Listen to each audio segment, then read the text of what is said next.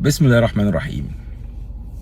الشكاك شخصية صعبة جدا، شخصية صعبة جدا ان انت تتعامل معاها، لان الشكاك مشكلته ان هو بيظن، عنده ظن سيء دايما، بيظن ان الناس بتتآمر عليه، بيظن ان الناس بتتكلم عليه.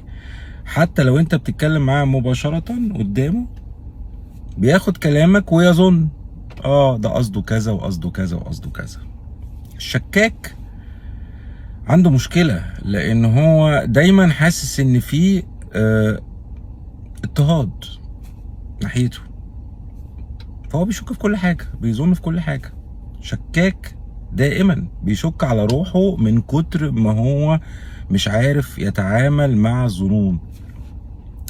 بس ربنا بيقول له حاجة في القرآن، دواء عشان يبطل. أعوذ بربي السميع العليم من الشيطان الرجيم. يا أيها الذين آمنوا اجتنبوا كثيرا من الظن إن بعض الظن إثم. تبعد عنه خالص. أول ما تحس إن أنت هتشك في حاجة أو هتشك في حد، افتكر الآية دي، افتكر الدرس ده، افتكر التربية دي، إن أنت لازم تقف، ما تشكش في حد.